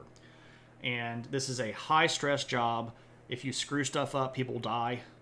And they were asking for a lot of things like a reduced work week. They were asking for more consecutive days off. They were asking for better pay. And the FAA under Carter wasn't really hearing any of this. So Reagan promises them that he's going to be better, and they support him. Reagan gets elected. This was not a cause and effect. Again, Patco's endorsement was not what gave Reagan the presidency. Yeah, they wanted earlier retirement as well. Yeah. So when they start negotiating, this is 81. Reagan takes over, 81. Patco sits down with the new head of the FAA, and right away things go askew. And they put out their plan. The FAA counters, and Patco says, "Look, if this is what you're going to give us, and this is all you're going to do after we supported you, we're going to go on strike." And the FAA goes, "You can't go on strike. You are a federal employee. There are federal laws that say you can't go on strike." And Patco said, "Watch us." So in 1981, they went on strike. And this is against the law. They can't go on strike. And so Reagan gets right in the middle of this. And he makes a very famous speech where he's standing next to his Secretary of Transportation, and he reads the oath of office that these people take when they become air traffic controllers. And it's like, "I swear that I am not going to go do this and this and that and that and that." And he commands them to go back to work. Like, "You will go back to work." And they go, no, we're not. Now, some of them did. Of the 13 or so thousand that went on strike, about 300 or 400 of them went back to work. Most of them did not go back to work. And at that point, Reagan goes, "You're federal employees. You are an employee of the Department of Transportation. The Department of Transportation is an executive branch organization. So that means you work for the executive branch. Therefore, I fire you all." And he fired 11,300 people that were air traffic controllers in the United States. And he banned them from ever having a federal air traffic controller job for the rest of their lives. And he had Patco decertified, which meant that they were no longer allowed to represent workers for federal positions. So this basically destroys Patco. This keeps 11,000 people out of the job. And what do? Well, at that point, he brought in basically anybody that could do the job. Some of the big airports got military air traffic controllers, people that were doing air traffic controlling at military bases. So they filled in these jobs with federal position workers. They went on a rapid replacement thing where they were basically rushing people through. But even so, it took them over 3 years to fill out the 11,000 jobs that they fired. But what this does is it's absolutely enormous. It is a huge blow to not only Patco, which literally didn't exist anymore. This is a gigantic blow to unions across the country. Because when this happened, all of the other big government agencies and all of the other big businesses that had been getting really sick of unions doing stuff, they said, this is the example that we're going to follow. And if you look at union membership since 1981, it has been on a consistent and steady downward curve. This is the moment where the unions lost their mojo. Now, there are still unions around in the United States. There are still very big unions around, like the United Auto Workers Union is one of the biggest ones. There are teachers unions, there are steel workers unions, there's all kinds of unions out there. but membership is incredibly low compared to its height back in the 70s. Less than half of the jobs that were union jobs in the 70s are still union jobs. This is a precipitous down drop. It goes off of a cliff. Pilot unions are big. Yeah, so there are still unions even around, organizations like flight attendants and stuff like that. So there are still unions out there that deal with this stuff, but they are not as big as they used to be, and they're not as powerful as they used to be. Because of deregulation, that's another part of it too. Electricians union, right. Lots of it. So that is sort of the straw that broke the union's back, if you will. When Reagan decided, I'm just going to fire everybody and destroy this union, everybody else decided, I don't have to pay attention to the unions. Reagan's got my back. And a lot of the court cases and a lot of the government decisions that came through under Reagan were going to continue this trend of siding with shops versus unions, right? Electricians unions are way weaker than they were even in the 90s, right? Because it's just like the union jobs are declining. And what's interesting in the current atmosphere that we have, a lot of the unions that are being formed, a lot of the newer unions are much younger people, right? Like the Starbucks unions that got mentioned earlier. Some of the Amazon unions that have formed at Amazon things. There are mostly these movements are mostly being led by younger people, not older established workers. It's people that are kind of on these gig economies. Like Uber employees tried to unionize, but Uber has tried every trick in the book to keep their workers from being labeled as actual workers. They want them to be labeled as contract employees so that they can't actually be considered workers of the company. So that keeps them from being able to form unions. The unions for filmmakers suck. They negotiated the worst contract even though the workers didn't want to accept the details. Imagine a union led by Gen X. They probably don't care enough to start a union. Gen X is kind of like suck it up and gripe in public while you're being an alcoholic. So that's kind of the way that unions would go for Generation Xers. But that is a brief synopsis of unions in America. Now, there are a lot of other things we could have talked about, but just to be clear, I try to keep these under 2 hours because I know everybody's attention span starts running low. Also, my voice starts running out. I've already talked for about 4 hours today. So, got to try to keep that because I've got to talk about 3.5 hours tomorrow. So, there's the plan, and that's the thing. So, I hope everybody enjoyed that, and I hope that was something that everybody... I hope you got what you asked for in the viewer request thing. So, there's that. Now, as always, so I'm kind of done, but if anybody has questions or if anybody wants to do point redemptions or things like that, Cryomera didn't get what I asked for. Oh, man. Dude, Cryo, I saw, I very briefly was quietly lurking yesterday. I didn't even really feel like doing my cover band thing. But I saw your My Chemical Romance / younger Cryo inspired outfit, and that was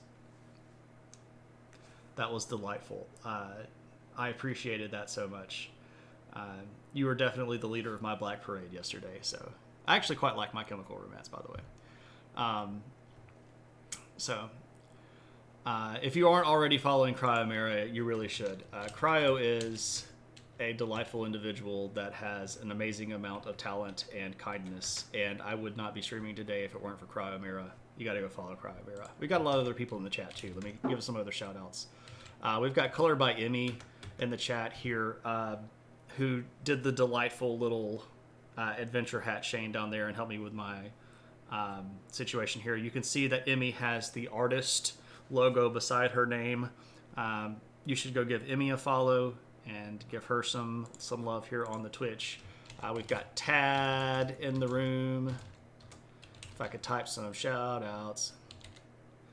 Tad's in the room if you like watching people build the cool Gundam stuff. Tad is a Gundam streamer. We've got JMR in the room, who plays games and also does Gundam stuff. So there you go. What does it have to do with onions? Fall Machine? I'm not really sure. I'm sure that onions are some crop that is either picked or handled by individuals that are potentially in some union somewhere. There you go. Did I get everybody? I feel like I got everybody, but I might not have got everybody. Nope, I didn't get everybody because we've got Evolve Yourself TV in the room.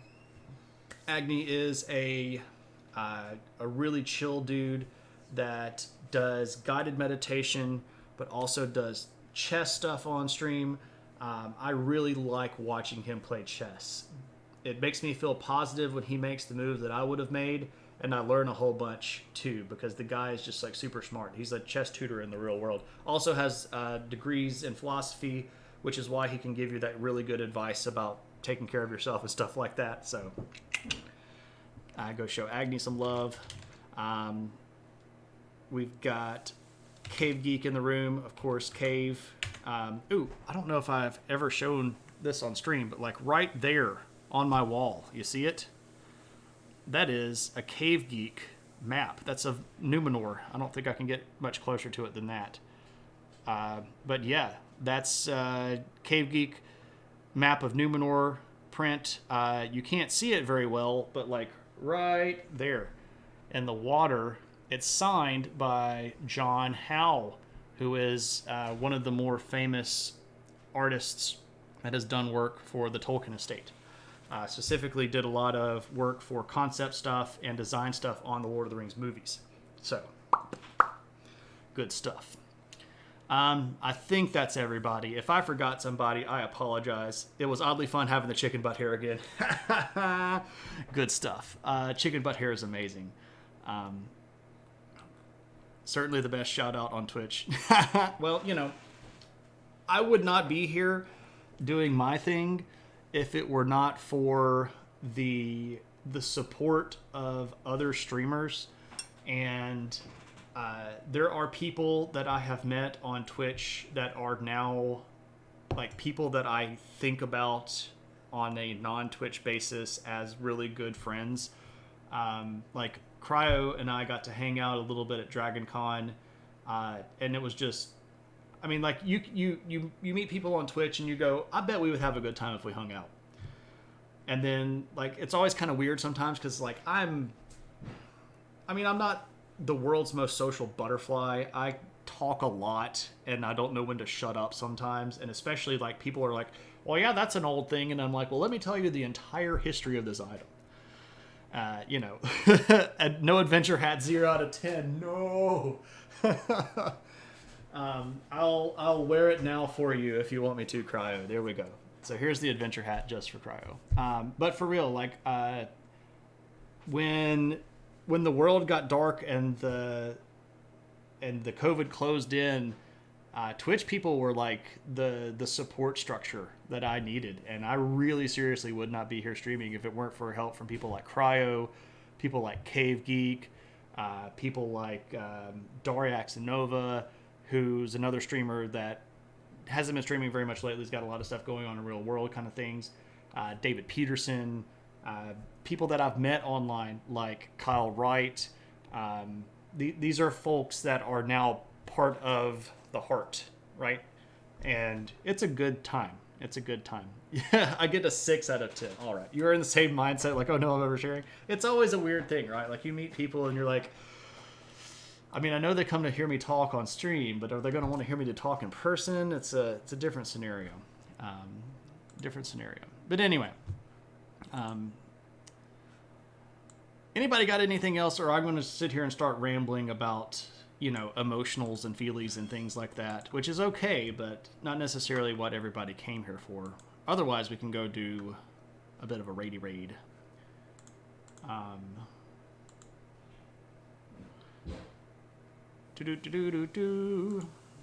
what's in the news.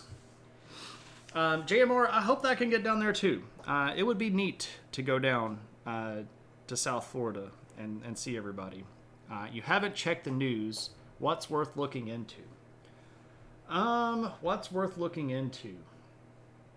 Oh man, there's a lot of stuff going on in the world today, and it's a lot. Yeah, like JMR says, there's a lot of strange stuff and a lot of scary stuff going on in the world today. There are. So let's talk about Brazil. All right, this is something that probably doesn't get talked about a whole lot in the American media. So 2 presidents ago, this guy whose nickname is Lula, we'll just call him Lula because it's easier than saying his whole name is De Silva. Anyway, so Lula was president, and while Lula was president, there were some shenanigans going on, right?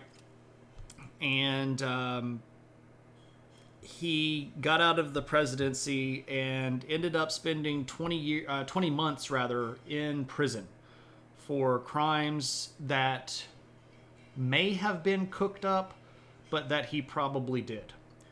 And that meant that he couldn't run for another term. Now, who did they pick instead? Well, the guy that ran and ended up winning the most recent term was a guy named Jair Bolsonaro, who has been really bad for Brazil. And I say this objectively. His handling of COVID in Brazil was basically COVID doesn't exist.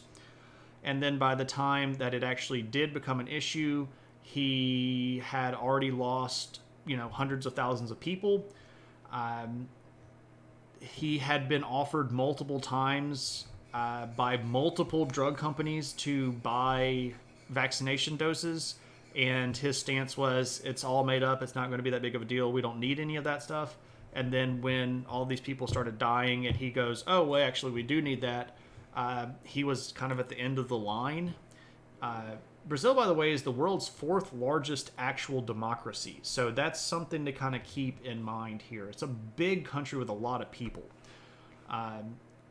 And Bolsonaro also has been pretty dramatically bad on things like the rainforest.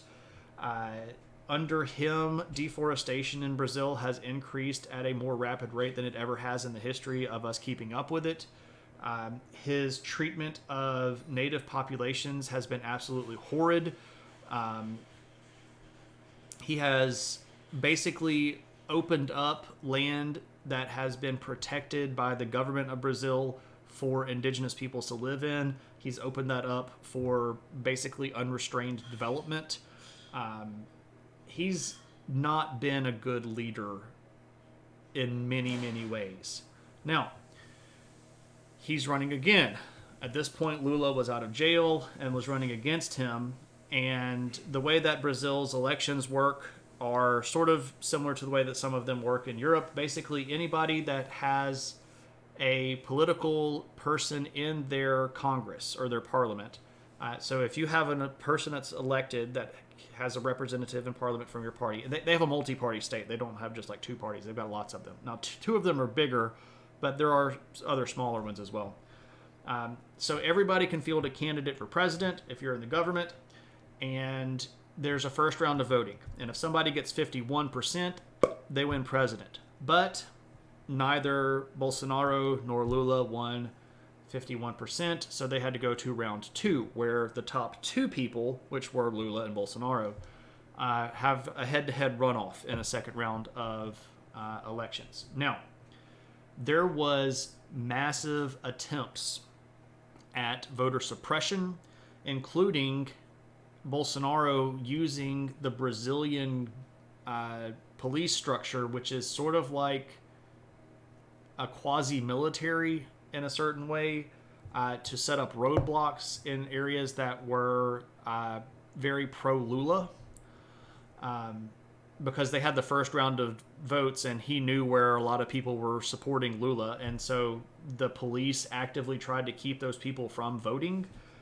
There were instance of violence at polling places, and Lula still won. Now, here's the thing: Bolsonaro has yet to concede. Now, it looked today like they were going to start doing some transition stuff, so it doesn't necessarily look like, well, whether or not his party conceded. Oh, did he concede? Did that actually happen today while I wasn't paying attention? Because I don't think that he had conceded by the time that I checked the news last. Maybe he did. He did. He was salty, but he did. Okay, well, that's good. That's good then. But yeah, that was going to be a problem. And I say this as a way to note that democracy only works if you work it. Democracy doesn't work if people just sit back and do nothing. The people that are going to try to warp democracy are going to try to do that by pushing things like saying the system is rigged, saying that it's not worth you voting in the first place, using voter suppression techniques, closing down voting precincts, limiting poll access, stuff like that. And this is not just something that's happening in Brazil. This is happening in a lot of places around the world. And we need to be very much aware of the fact that democracy is not a guarantee. It only works if people agree that it should work. And I think this is a lesson that a lot of people around the world need to learn, right? Phone call killed my doses of unions in America, right? It only works if you work it, right? You have to be involved in a democracy for it to work. And this is an active stance that we have to take. It works. For all of our grousing about democracy in the United States is still the most functional democracy that the world has ever seen. Hands down. Hands down. Now, I clearly have issues with the way that a lot of things work in America and the way that we have passed laws, especially in the last 2 or 3 years, where things have changed.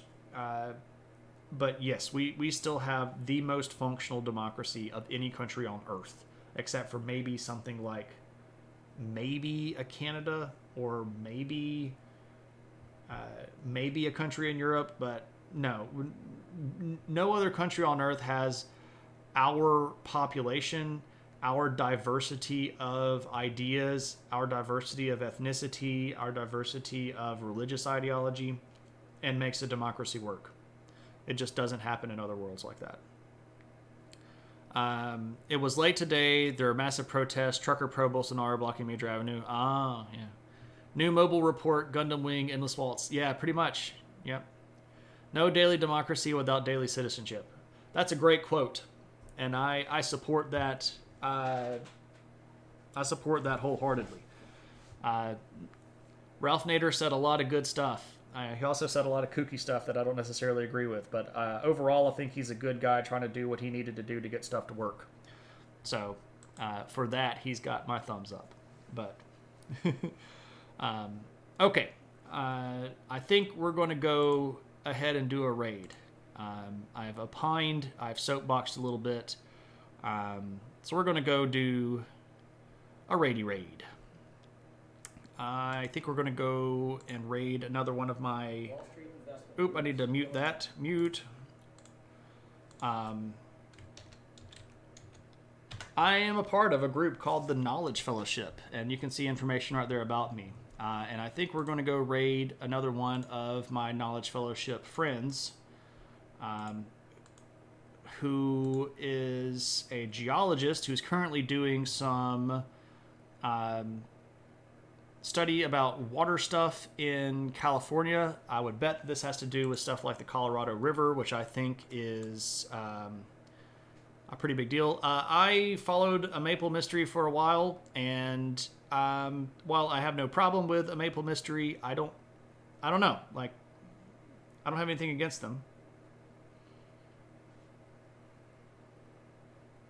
I don't know. I get what you're saying, though. Yeah, it's just not completely my jam. Nothing negative. Lots of love.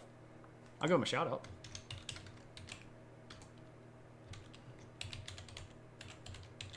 If I can type right.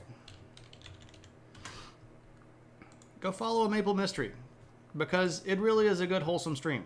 I have nothing wrong with it. Just didn't really kind of feel like I felt. I don't know. That's weird. Anyway, we're going to go raid Rocket Sage. Smart PhD in geology, really brilliant individual, good streamer. So that's where we're headed, and that's what we're going to go see. All right. Thanks, everybody. I'll see you Thursday. We're going to talk about Tibet. It'll be fun. Until then, though, take it easy.